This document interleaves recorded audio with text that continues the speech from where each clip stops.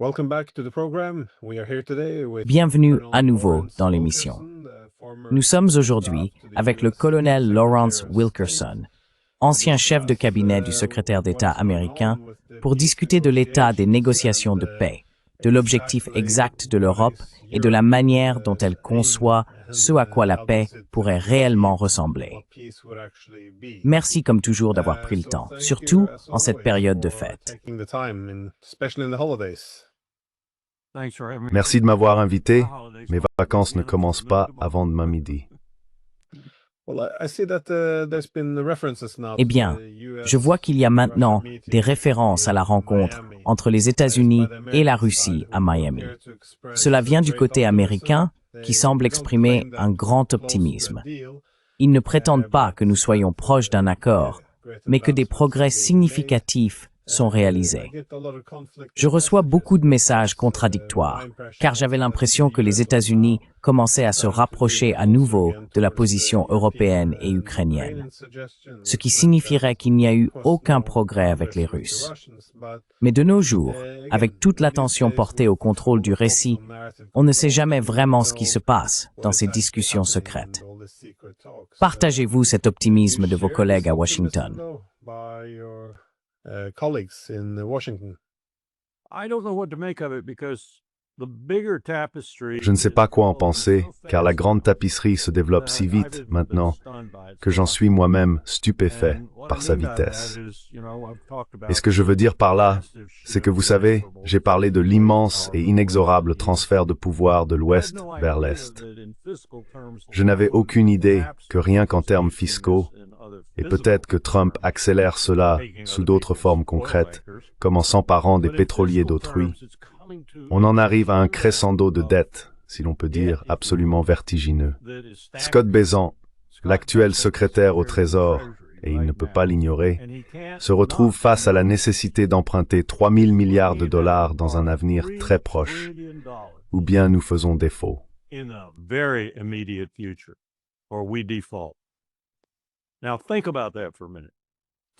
Maintenant, réfléchissez-y une minute. 3 000 milliards de dollars, alors que la plupart du monde, même nos alliés japonais, parce qu'ils traversent actuellement de grandes difficultés budgétaires, ne vont pas acheter ces bons. Il n'y a qu'un seul pays au monde, sans exception, qui puisse même commencer à nous aider avec notre dette. Et vous savez lequel c'est. Nous sommes donc dans une situation vraiment grave, une impasse qui pourrait mettre fin à notre empire. Et cela est arrivé bien plus vite que je ne l'aurais cru. Je pensais que cela nous tomberait dessus progressivement au cours des 3 à 5 prochaines années. Cela arrive sous la forme d'un crescendo de dettes que Bessent va devoir affronter. Et lui, je le soupçonne, le sait. Il n'est pas stupide. Et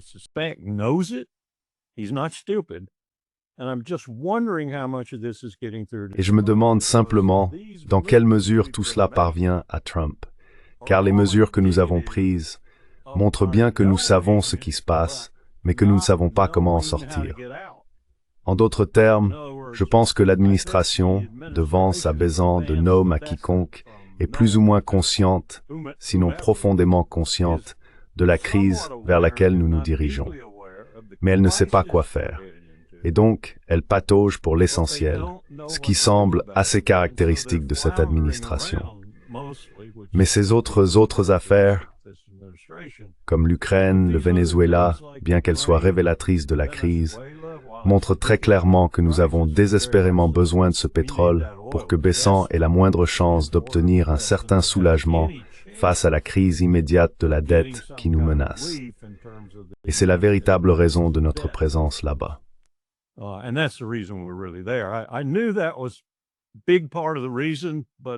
Je savais que c'était une grande partie de la raison, mais je ne pouvais pas imaginer à quel point cela comptait avant de commencer à examiner le processus de raffinage.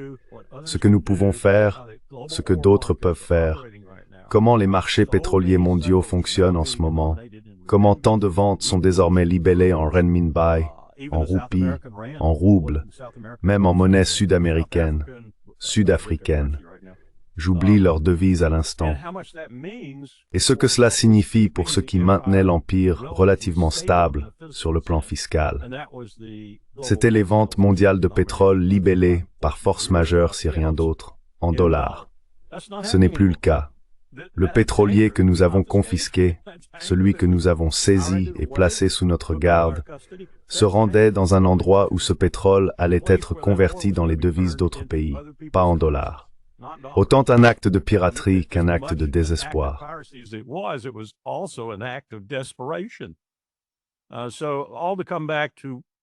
Alors, pour revenir sur Terre, si vous voulez, mais la Terre, c'est bien ce que je viens de décrire, j'en ai peur. Nous allons commencer à conclure des accords que vous n'allez pas en croire parce que nous n'avons pas le choix. Et dans une certaine mesure, nous devons nous assurer que les principaux dirigeants européens comprennent aussi ce qui se passe.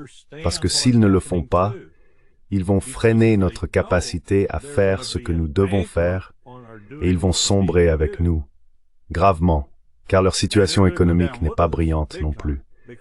Cela pourrait donc être un tsunami qui emporte pratiquement tout l'hémisphère occidental, à l'exception de ceux du Sud qui ont désormais réussi à se ressaisir. Et quand je dis cela, je parle de tout le monde, du Venezuela et de la Colombie jusqu'au Brésil, puis à l'Argentine et au Chili, à des degrés divers.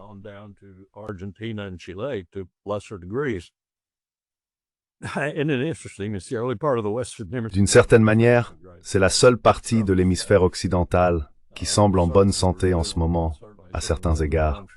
Certainement le Brésil, et certainement certains autres pays du nord de l'Amérique du Sud. Donc, tout cela pour dire que je n'ai aucune idée de ce qui va se passer, mais je garantis que cela va surprendre le monde, car nous allons nous détacher de la guerre en Ukraine aussi vite que possible. Et nous allons revenir sur certaines des mesures que nous avons prises pour punir la Russie. Parce que nous comprenons non seulement que pour amener Xi Jinping à faire ce qu'il doit faire pour sauver l'Empire américain, je ne veux pas dire le sauver en tant qu'empire, mais le sauver en tant qu'entité intacte, qui ne s'effondre pas et ne commence pas à se désintégrer.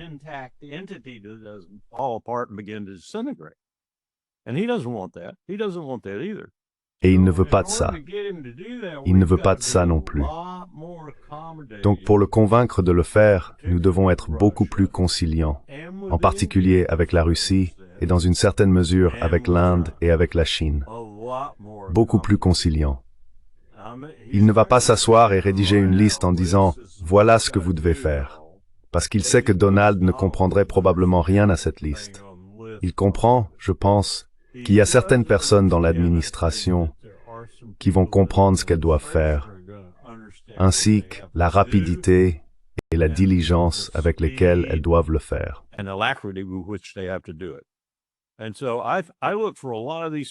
Et donc j'envisage deux éventualités. Soit nous allons foncer tête baissée, essayer d'avancer, être lourdement battus sur plusieurs fronts, devoir reculer, puis nous effondrer, vraiment nous effondrer, physiquement et autrement. Soit nous allons comprendre, et je pense que c'est ce que nous faisons en ce moment, surtout le secrétaire au Trésor, nous allons lire les signes et comprendre que nous devons traiter avec Xi Jinping sur une base entièrement différente.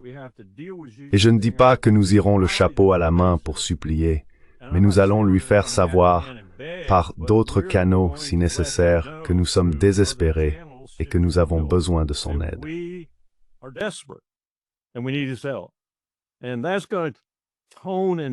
Et cela va aussi influencer, teinter et colorer toutes ces autres choses, je pense. Il va y avoir un accord avec le Venezuela. Malgré toutes ces forces militaires déployées, un accord sera conclu. Et cet accord sera bon pour Maduro, bon pour le Venezuela et bon pour les États-Unis. Trump pourra le présenter comme il le souhaite, avec le pinceau et les couleurs qu'il voudra, ou bien il pourra agir comme un idiot, s'emporter et s'en ridiculiser. Mais cet accord devra être conclu, il devra avoir lieu, car sinon ce que j'ai décrit nous arrivera. Et cela se produira bien plus vite et bien plus profondément que je ne l'aurais jamais imaginé.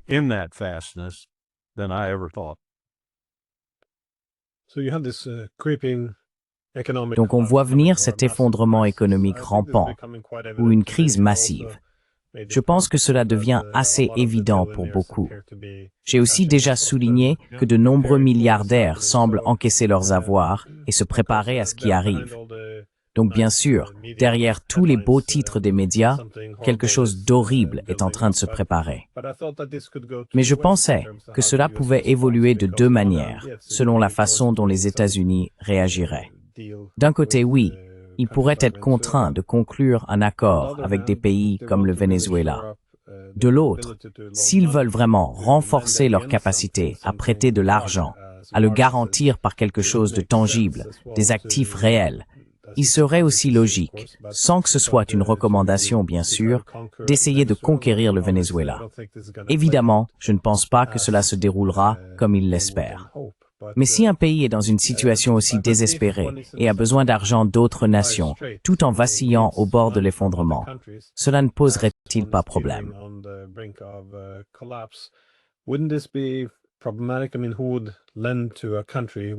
Je veux dire, qui prêterait à un pays susceptible de s'effondrer? Et en plus, à un pays qui saisit désormais l'argent de ses adversaires. Et bien sûr, il ne s'agit pas seulement des États-Unis. Les Européens sont eux aussi dans une situation très difficile. Ils n'ont pas réussi à se mettre d'accord pour voler les avoirs russes. À la place, ils prêtent encore plus d'argent.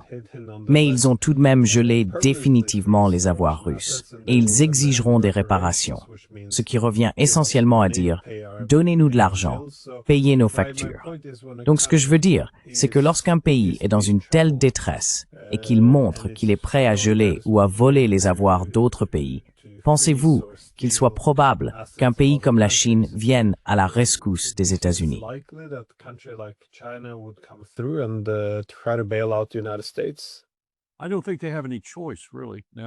Je ne pense pas qu'ils aient vraiment le choix. Maintenant, ils pourraient se retrouver dans une situation, un véritable dilemme, et cette administration pourrait bien être celle qui le leur impose. Je ne dis pas que ce n'est pas le cas, c'est juste qu'elle est tellement incompétente. Ils ne veulent pas que cela arrive, car cela bouleverserait tout le système du commerce mondial et de l'économie à leur détriment. Et ils ne veulent pas de cela non plus. Ils ne veulent pas avoir à ramasser les morceaux quand cela se produira, ni faire face à la dévastation que cela entraînera. Ils préfèrent donc, pour le dire en termes modérés, les termes qu'emploient les spécialistes des relations internationales depuis l'ère post-guerre froide, que nous vivions dans un monde composé non pas de deux parties, mais de nombreuses parties.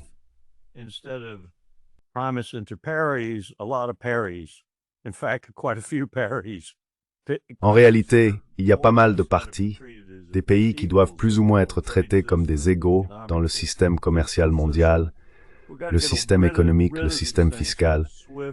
Nous devons nous débarrasser de choses comme SWIFT et S&P, du pétrole libellé en dollars et de l'utilisation de cet outil par un pays pour résoudre ses problèmes budgétaires année après année, alors qu'il s'enfonce de plus en plus dans la dette. Il faut réparer cela, mais de manière très stratégique et calculée. Et Xi Jinping, je pense, est justement la personne à qui présenter cette proposition. Si vous êtes sérieux à ce sujet, et sérieux quant à l'acceptation de ce nouveau monde multipolaire, je n'aime pas le mot pôle, peut-être multineux, l'acceptera-t-il?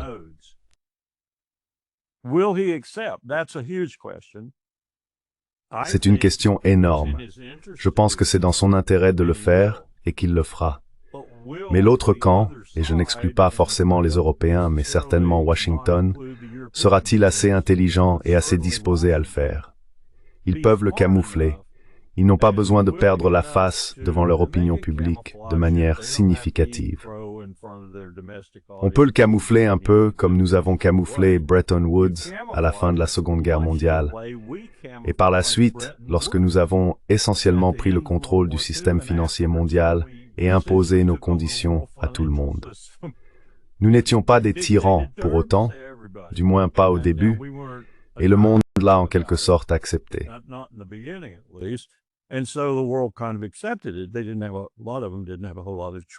Beaucoup d'entre eux n'avaient pas vraiment le choix. Ils étaient à terre. Même nos alliés étaient à terre, en ruine, après la Seconde Guerre mondiale. Nous en sommes un peu là à nouveau aujourd'hui, sauf que personne n'est encore à terre, mais cela pourrait arriver très bientôt. Le problème, c'est que le monde sera contaminé par cette situation, et Xi Jinping ne veut pas en être contaminé. Je ne pense pas que Poutine le veuille non plus. Un autre point.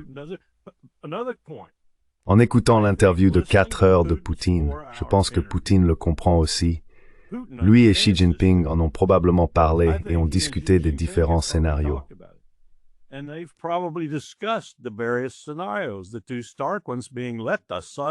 Les deux options tranchées sont les suivantes. Laisser ces salauds pourrir dans leur propre pisse ou non, nous ne pouvons pas, parce qu'une partie de cette puanteur finirait par nous atteindre. Nous devons aider cette nouvelle transition du pouvoir de l'Ouest vers l'Est, ou, mieux dit, vers un pouvoir partagé à l'échelle mondiale. Nous devons y contribuer. Après tout, à quoi sert la BRI? C'est bien ainsi qu'on la présente, en tout cas. Les stratégies que j'ai vues à l'école centrale du parti allaient dans ce sens. Certes, ces gens ne sont pas forcément les Chinois arrogants que nous aimons dépeindre comme voulant dominer le monde. Ce sont des personnes qui réfléchissent réellement à l'avenir d'une manière très confucéenne, sur le long terme, et qui planifient cet avenir, qu'il s'agisse de planification industrielle ou militaire. Ils en ont la capacité, et ils ont certainement, pour l'instant, les moyens financiers.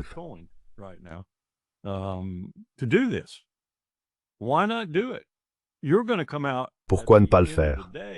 À la fin de la journée, vous allez en sortir triomphant. Vous allez remplacer l'Amérique comme la puissance avec laquelle il faut compter dans le monde.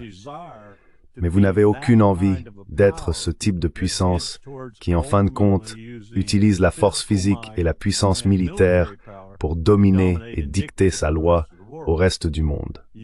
Vous allez en faire un peu, mais vous le ferez dans l'intérêt du peuple chinois, dans l'intérêt de vos amis et alliés, et finalement dans l'intérêt du globe, car c'est le globe qui vous maintiendra prospère. Et c'est ainsi qu'ils voient les choses. C'est ainsi que les Chinois voient les choses. Prenez toute la propagande diffusée par Israël, les États-Unis et l'Europe, et jetez-la à la poubelle.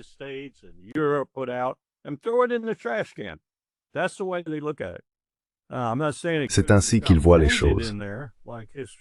Je ne dis pas que cela ne pourrait pas se corrompre là-bas. L'histoire montre que cela arrive de temps en temps quand ils prennent un peu trop la grosse tête. Mais pour le moment, c'est le seul pays au monde capable de sauver l'Occident, le seul. Et par l'Occident, j'entends principalement les États-Unis d'Amérique et l'empire que nous avons créé. Nous devons donc commencer à nous y adapter du mieux possible, à le reconnaître et à y faire face. L'un des actes les plus odieux que nous ayons commis, et qui a probablement autant contribué que tout autre, à déclencher ce processus et à être reconnu par nos ennemis dans le monde, en particulier la Russie et la Chine, c'est ce que nous avons fait à la Russie en matière de sanctions, à partir de Biden. Une erreur cruciale. Le monde a vu cela et s'est dit, « Mon Dieu, ils sont hors de contrôle. »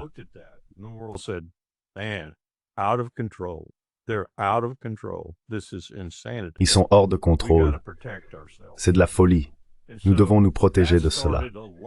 Et c'est ainsi qu'a commencé une grande partie de l'élan au sein des BRICS en particulier, mais aussi dans le Sud global en général, en réfléchissant à l'empire et au système sous lequel tout le monde vit depuis, disons, 60 ou 70 ans, et en se disant, eh bien, il se décompose. Il se décompose dans sa tombe. Nous devons avoir quelque chose pour le remplacer. Et il s'emploie à le faire, d'abord dans une sorte de consortium informel. Mais maintenant, je pense qu'il y a beaucoup de coordination. Cette coordination est essentiellement dirigée par ce génie à certains égards, à Moscou, et par son homologue à Pékin, qui est, disons, plus riche en termes de comptes courants.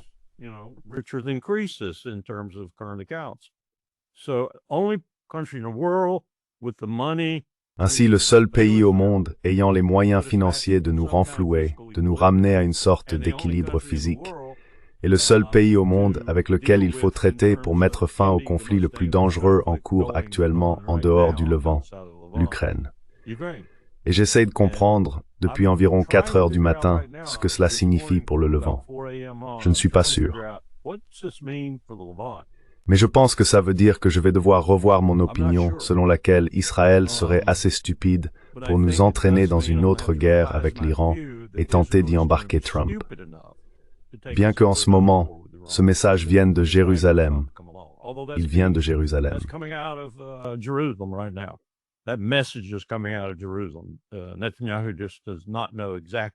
Netanyahou ne sait tout simplement pas comment formuler exactement sa demande à Trump, car il veut que Trump en finisse avec l'Iran pendant qu'il s'occupe du Liban, de Gaza, de la Cisjordanie et de la Syrie. C'est ce qui ressort, pour ainsi dire, des bâtiments de Washington. C'est absurde, car la situation que je décris est bien plus vaste, une situation bien plus grave, à la fois pour l'Europe et pour les États-Unis. Il faut trouver une solution. Si nous nous occupons de l'Ukraine, et que nous le faisons avec sagesse et raison, et que les Européens sont contraints d'en faire autant, alors comment allons-nous gérer l'Asie du Sud-Ouest? Comment allons-nous gérer l'Iran? Comment allons-nous gérer les Arabes? Comment allons-nous gérer un pays comme l'Arabie Saoudite, qui est en train d'être rapidement remplacé?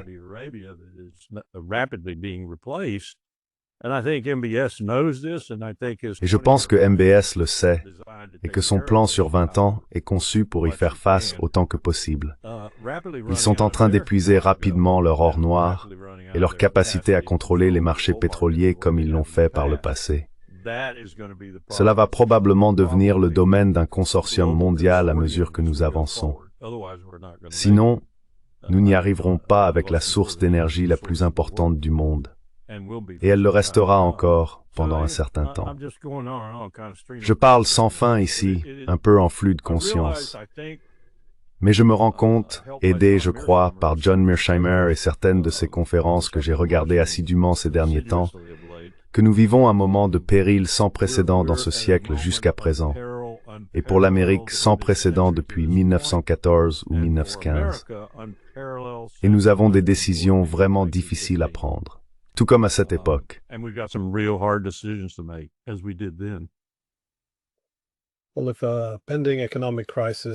Eh bien, si une crise économique imminente pousse les États-Unis à passer d'un empire à une république, alors je pense que cela constituera la base d'un partenariat entre grandes puissances avec Pékin et Moscou. Je pense qu'ils accueilleraient cela favorablement et qu'ils verraient la possibilité que les États-Unis ne soient pas un adversaire par nature, mais plutôt un pays beaucoup plus disposé à coopérer avec les autres. Un pays aux objectifs plus modestes dans le système international. Donc je suis d'accord avec vous.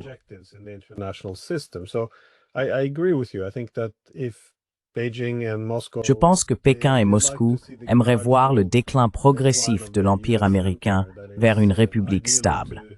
Ils ont vu la dette devenir peu à peu incontrôlable, et je crois qu'ils espéraient un déclin graduel, puis la possibilité de trouver un nouveau rôle. Un effondrement des États-Unis, une fracture massive, serait extrêmement perturbateur, et cela ne laisserait pas non plus beaucoup de temps aux Chinois ou aux Russes pour s'adapter. Donc rien de tout cela, à mon avis, ne serait bon pour le système international. De plus, lorsque de tels changements rapides de puissance internationale se produisent, il est généralement difficile au système de se réformer. Mais je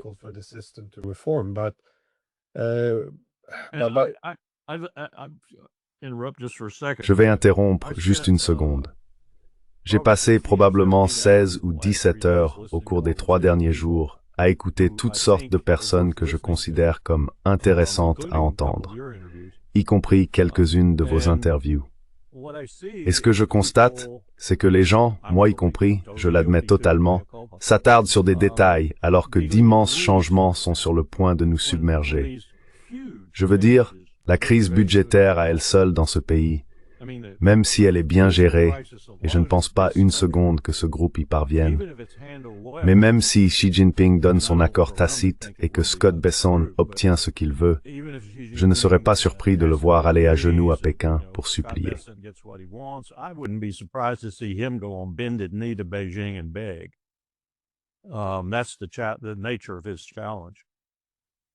C'est là toute la nature de son défi.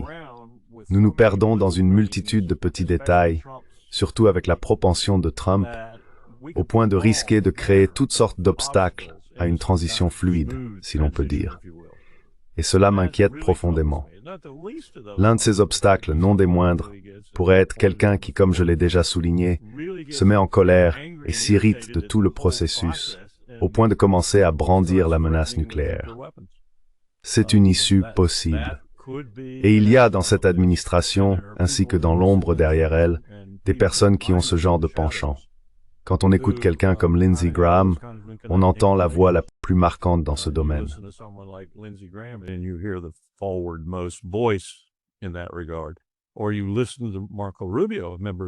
Ou bien vous écoutez Marco Rubio, un membre de l'administration, et vous entendez une voix stridente à ce sujet.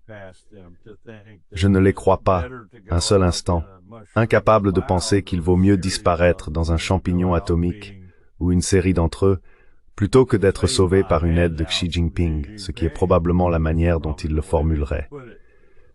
Donc, je ne dis pas que c'est une période sûre. Je ne dis pas que c'est une période positive. Je dis qu'il y a toutes sortes d'obstacles qui pourraient se mettre en travers du chemin. Mais je dis aussi que je pense que le secrétaire au Trésor, qui est aujourd'hui la personne la plus importante, me rappelle la crise du logement. Quand même, mon président à l'époque regardait le secrétaire au Trésor en disant « Aide-moi, sauve-moi ».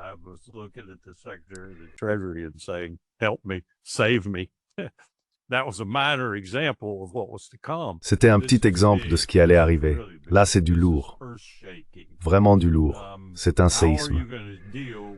Comment vas-tu gérer 3 000 milliards de dollars de dette d'un coup au début de la nouvelle année? Comment vas-tu faire ça? Il n'y a qu'une seule façon. Il n'y a qu'un seul type au monde avec des poches aussi profondes. Mais allons-nous bien le faire? C'est une énorme question. Une énorme question. Nous pourrions vraiment tout gâcher. Et en gâchant tout, nous gâcherions aussi les choses pour les autres. Et ils le savent. C'est probablement la plus grande pression qui pèse sur eux. Essayez de nous garder lucides pendant que nous faisons cela.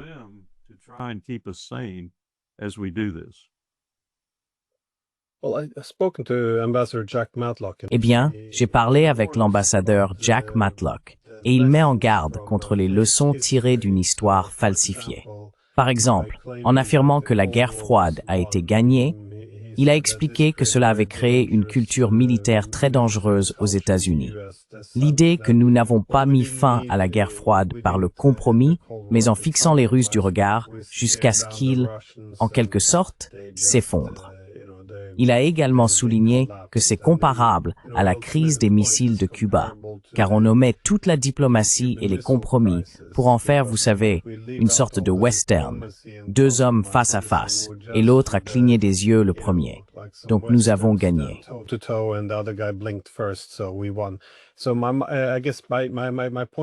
Donc, je suppose que mon point, c'est que ce genre de vision militariste de l'histoire pourrait peut-être encourager à la fin une sorte de grand affrontement, une tentative de retrouver une gloire passée. Je ne sais pas, mais je le sens venir. Je regarde.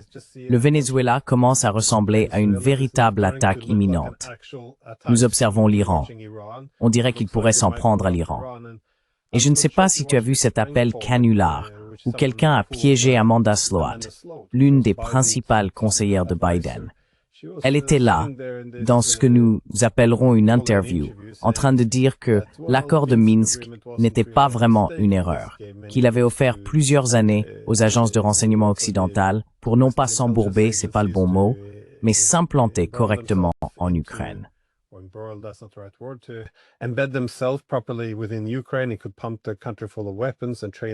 Elle pourrait inonder le pays d'armes et former une grande armée. Et maintenant, tu sais, elle a plus ou moins recommandé, elle et un autre conseiller de Biden, que c'était le moment de trouver un accord de paix qui pourrait faire croire à la Russie qu'elle avait gagné, puis bien sûr, commencer à modifier la réalité sur le terrain. Donc, on dirait qu'il existe à Washington une force puissante qui pense que si l'on tient tête à nos adversaires, on peut retrouver notre ancienne gloire.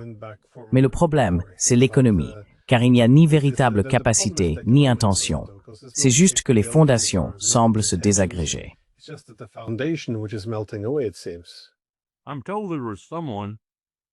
On m'a dit qu'il y avait quelqu'un, je crois que c'était Susie Wiles, mais je n'en suis pas sûr, surtout après l'interview qu'elle a donnée. Mais il y avait quelqu'un dans l'administration qui a réellement présenté la petite plaisanterie que nous avions trouvée, Thousand Hour Media Network et les autres, à Trump. Et c'était que les États-Unis allaient vendre des armes qu'ils n'ont pas aux Européens, pour de l'argent qu'ils n'ont pas, aux Ukrainiens, pour des soldats qu'ils n'ont pas. Voilà où nous en sommes dans la réalité de l'Ukraine. Et je pense que la Maison-Blanche le comprend maintenant. Je pense que c'est l'un des motifs qui pousse Trump à vouloir un accord. Le motif bien plus important est celui que j'ai décrit plus tôt. Je pense que Glenn Diesen s'est assuré qu'il voit qu'il préside un empire à un moment extrêmement dangereux.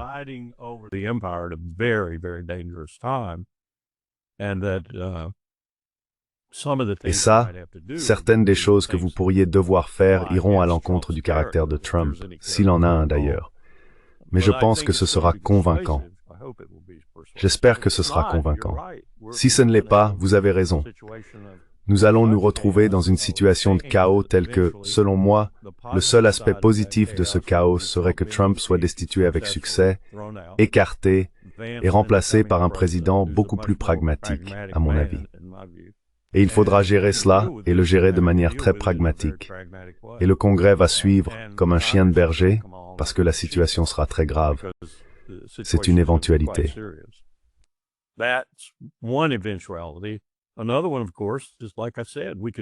Un autre risque, bien sûr, c'est que, comme je l'ai dit, nous pourrions en faire un tel gâchis que nous finirions par déclencher une grande guerre, en pensant qu'une grande guerre pourrait d'une manière ou d'une autre nous revitaliser et nous en sortir. En réalité, cela ne ferait que nous anéantir beaucoup plus vite que nous ne l'aurions été autrement, tout en causant d'énormes dégâts au monde.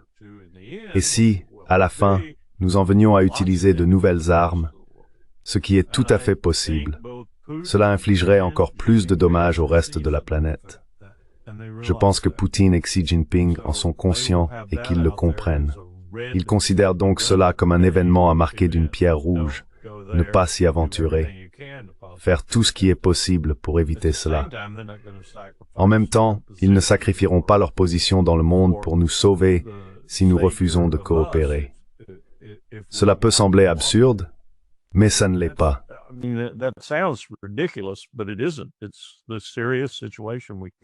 C'est une situation sérieuse à laquelle nous faisons face aujourd'hui. Je remonte à une vingtaine d'années quand nous avions eu une très bonne discussion. Était-ce il y a 20 ans? Je suppose que oui, au sein du Policy Planning Staff du département d'État. Nous avions lancé une idée, une sorte de ballon d'essai si l'on veut, à propos de la création d'un consortium mondial. Nous nous étions rendus compte, je pense que les esprits les plus brillants du policy planning l'avaient compris, que c'était à peu près le seul endroit intelligent au sein du gouvernement américain pour réfléchir à l'avenir, à la stratégie, et ainsi de suite. C'est d'ailleurs pour cela que les présidents américains le minimisent si souvent. Qu'on dit, nous avons rédigé la première stratégie de sécurité nationale en 2000. Nous l'avons écrite et lui avons envoyée. Elle ne l'a pas aimée. Alors Richard Haass a dit, très bien. Qu'a-t-elle fini par faire? Elle l'a sous-traité à un groupe de réflexion.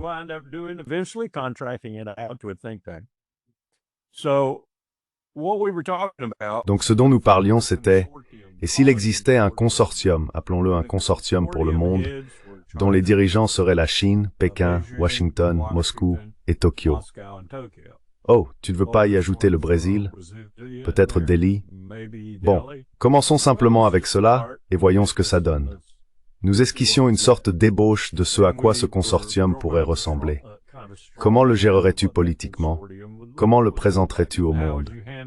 Tu sais, ça ressemble un peu à un gouvernement mondial ou quelque chose du genre.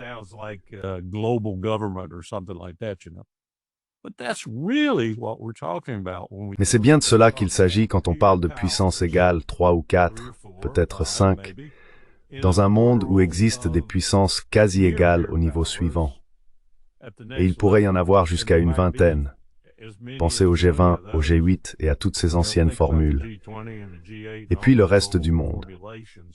Comment faire en sorte que cela ne devienne pas une structure économique de ruissellement, mais un système qui partage la richesse de manière raisonnablement juste et équitable? C'était faisable, pensions-nous, mais personne ne voulait en parler. Certainement pas à la Maison-Blanche de George W. Bush. Et même mon propre supérieur, Colin Powell, ne voulait pas en parler.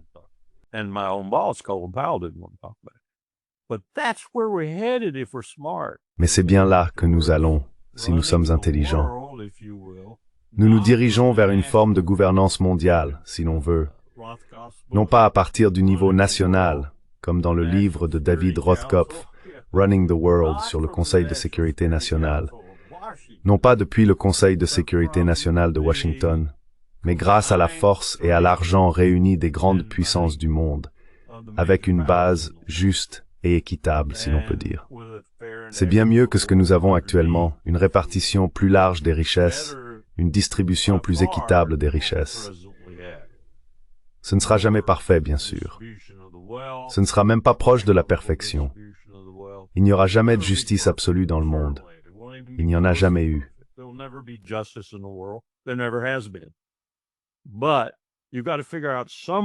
Mais il faut trouver un moyen d'accommoder ces changements de pouvoir d'une manière qui ne détruise pas un camp pour en élever un autre, comme dans l'ancienne tradition, mais qui équilibre les choses entre de nombreux pays, de nombreuses populations, tout en s'attaquant à des enjeux comme la crise climatique et les armes nucléaires. À l'époque, je me suis dit, et j'ai dit à mon supérieur, qu'il fallait se pencher là-dessus. Ce n'était pas une mauvaise réflexion. Et, vous savez, il ne l'a pas fait. Il a dit à Richard Haas, « Comment mettrais-tu cela en œuvre ?» Typique d'un militaire, n'est-ce pas? Comment mettrais-tu cela en œuvre? Eh bien, la première chose à faire serait d'avoir une véritable diplomatie. Il faudrait aller à la Maison-Blanche, parler à ce type et lui dire « Vous avez déjà songé à devenir diplomate vous-même. » Je veux dire, cela paraît simple. Cela semble utopique, trop simple. Mais quelque chose de ce genre devra probablement être mis en place.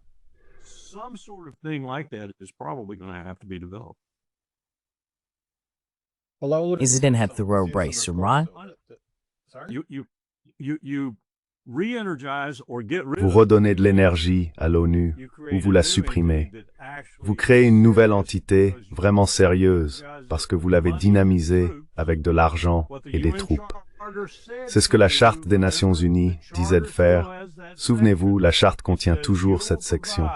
Elle stipule que vous devez fournir, vous, c'est-à-dire les 5 membres permanents et tout autre pays souhaitant contribuer, une force militaire permanente pour le secrétaire général de l'ONU qui ira sur le terrain pour des missions comme le maintien ou l'imposition de la paix.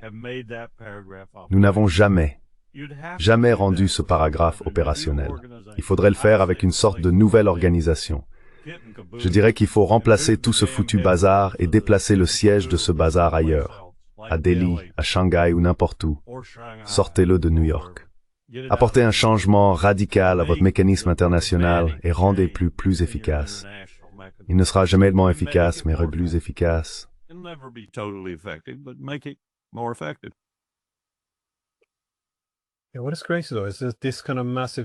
Oui, ce qui est fou, c'est que ce genre de changement massif dont tu parles n'arrive généralement qu'après une grande guerre. Il y a bien sûr quelques exceptions. L'effondrement de l'Union soviétique, par exemple, quand le système international a changé de manière fondamentale. Mais si nous assistions à un effondrement massif, eh bien, à l'effondrement de l'Empire américain, oui, cela créerait l'une de ces crises. Bref, ce que je voulais dire avant, c'est qu'il y a eu des rapports provenant de l'administration Trump, selon lesquels certaines personnes là-bas envisageraient de remplacer le G7 par ce qu'ils appellent le noyau des 5, ou le C5, qui regrouperait les États-Unis, la Chine, la Russie, l'Inde et le Japon.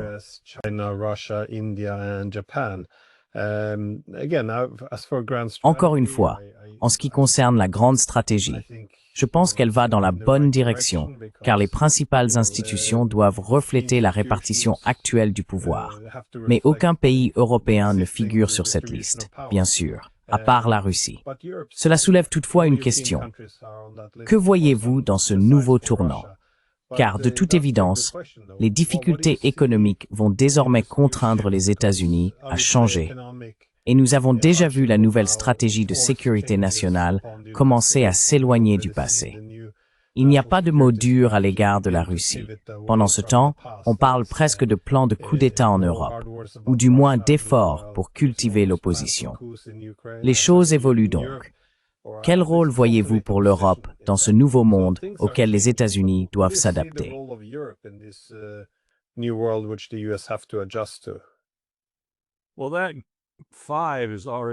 Eh bien, ce groupe de 5 est déjà biaisé, et il l'est parce que Donald Trump n'aime pas Lula da Silva au Brésil.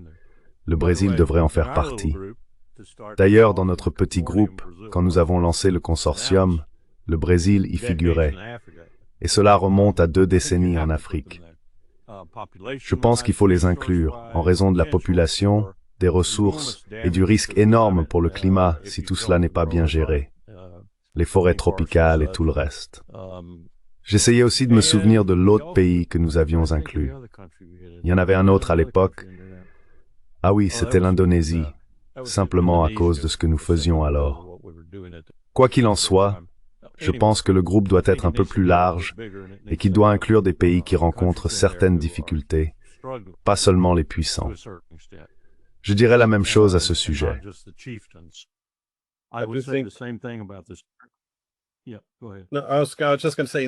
J'allais justement dire l'Indonésie. Je pense que c'est l'un des pays les plus sous-estimés en ce qui concerne sa trajectoire. Elle va devenir un acteur majeur à l'avenir. Et elle n'apparaît pas vraiment sur les radars, du moins ici en Europe, ce qui est assez étrange, car elle revêt une importance immense, surtout en tant que puissance maritime.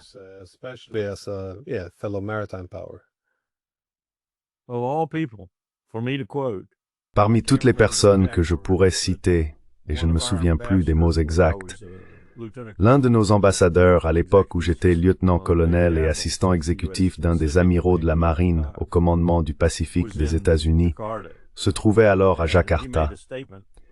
Et il a fait une déclaration très semblable à celle que vous venez de faire. C'était en 1985.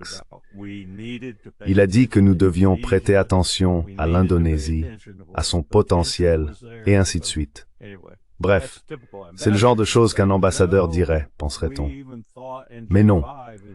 Même au sein du J5, la section stratégique et politique du commandement du Pacifique, nous pensions qu'il avait raison. Il s'appelait Albé Wolfowitz.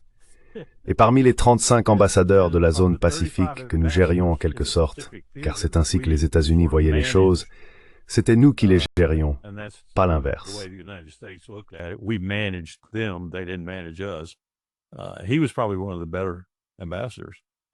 Il était probablement l'un des meilleurs ambassadeurs, et nous en avons eu de très bons.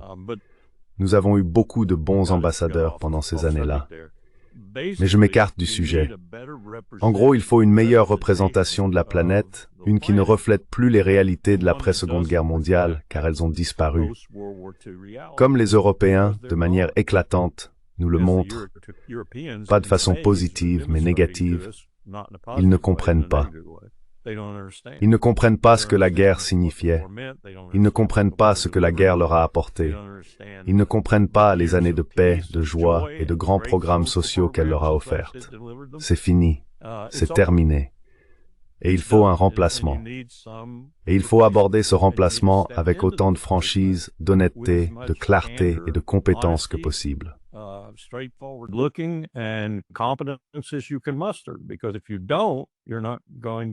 Parce que si vous ne le faites pas, vous n'arriverez pas à ce que cela fonctionne correctement. Et vous allez tomber dans ce qui se produit toujours dans ces cas-là, des guerres intestines qui finissent par éclater. Je veux dire, c'est encore une possibilité. C'est encore une possibilité.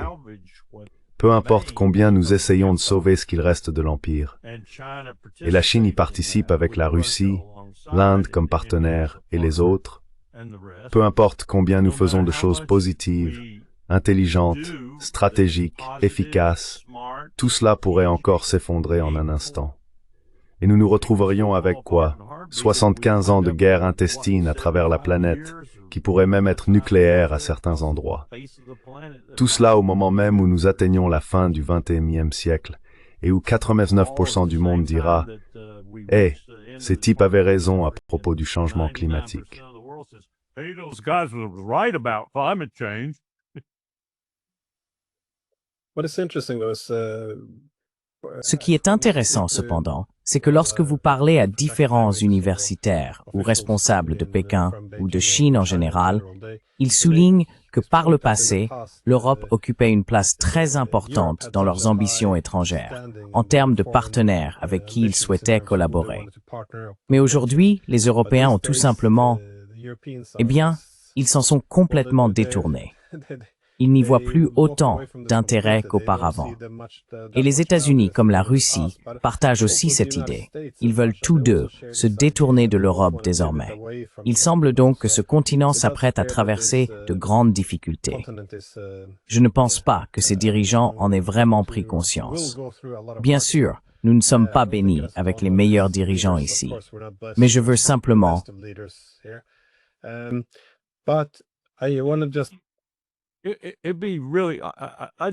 Ce serait vraiment, je pense simplement, qu'il serait impossible de se détourner de qu'est-ce qu'on regarde maintenant, même si l'on ne compte pas l'Ukraine ou certains autres pays que nous semblons vouloir inclure désormais. Qu'est-ce qu'on observe? Environ 400 millions de personnes dont le PIB, l'an dernier, était à peu près équivalent au nôtre, 22-23 billions de dollars. Cela s'effondre maintenant, bien sûr. Mais tout de même, on ne peut pas nier cette vaste mosaïque de groupes jusqu'ici très problématique. Je veux dire, toute l'histoire de l'Europe est une histoire de guerre.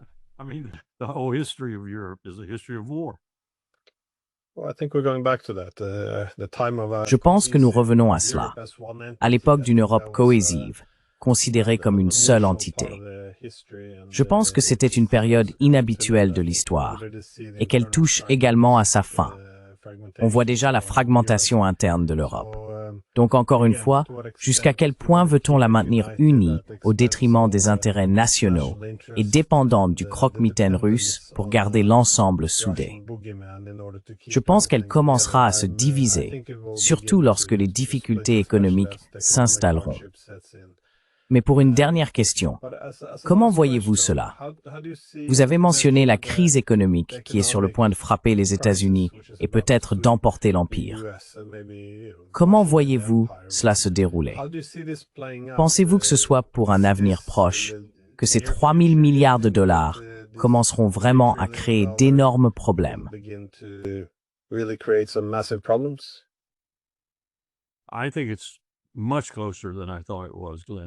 Je pense que c'est bien plus proche que je ne le croyais, Glenn.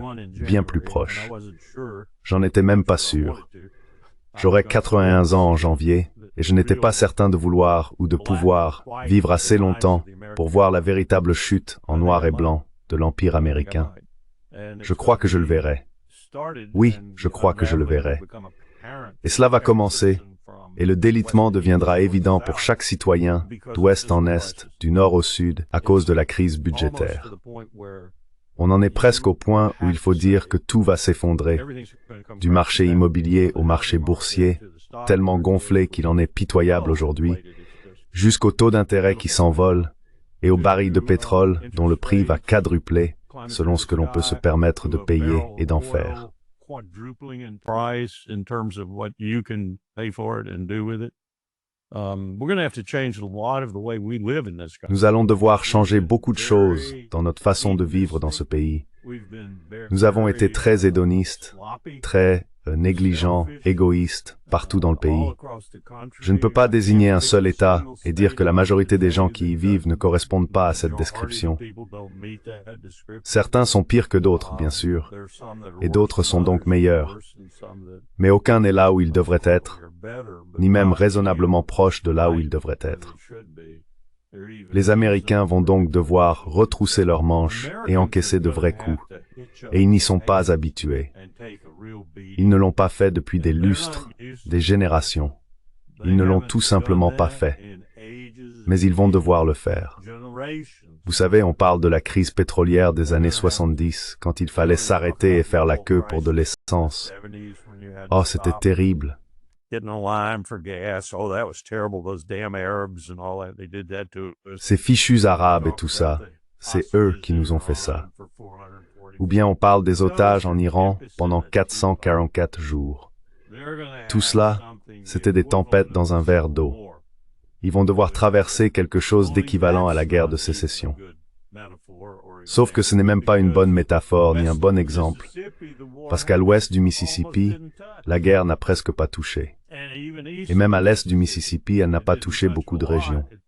Elle a frappé certaines zones de manière vraiment dramatique. Les pertes étaient lourdes, et cela a opposé frères et sœurs, et ainsi de suite. Mais c'est la seule chose à laquelle je pourrais comparer, même vaguement, dans notre histoire nationale, ce qui s'en vient. Je ne comparerai certainement pas cela à la Seconde Guerre mondiale, ni à la Première. Elles étaient insignifiantes pour l'Amérique, au regard de ce qui arrive maintenant. Donc vous savez, cela va être une grande épreuve pour le peuple américain.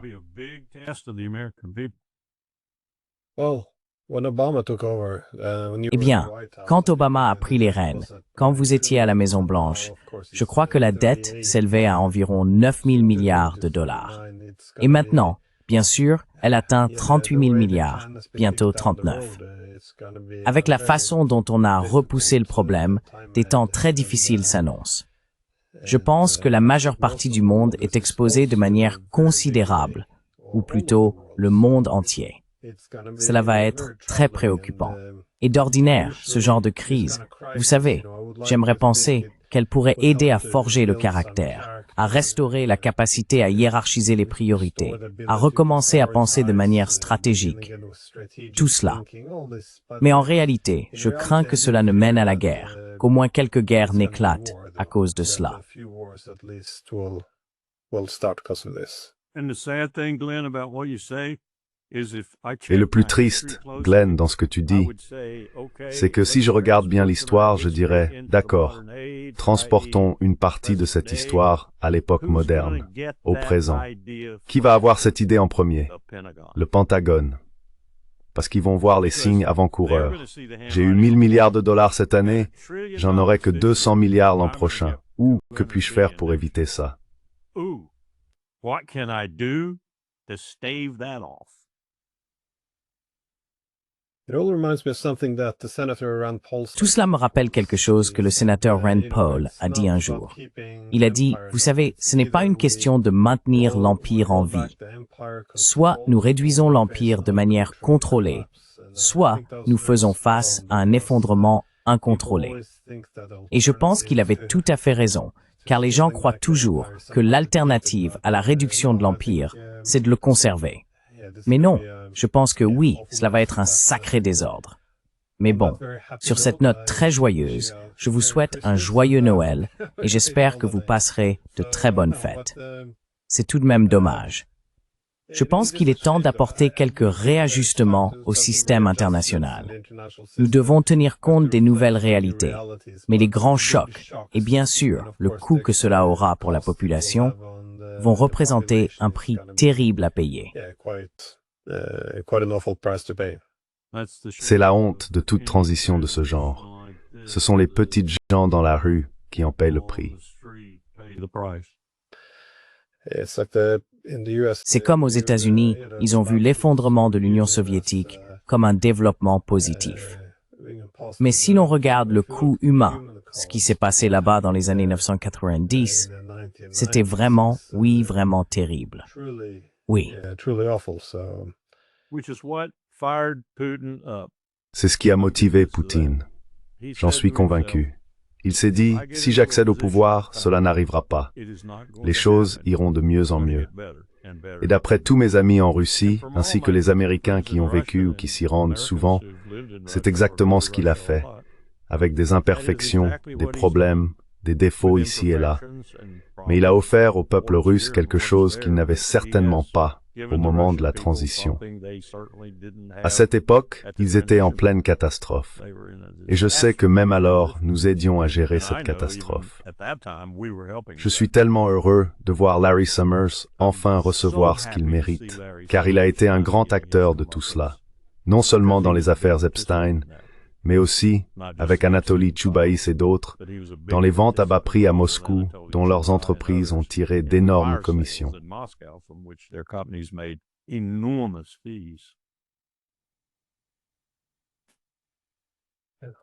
Eh bien, comme je l'ai déjà dit, merci beaucoup d'avoir pris le temps.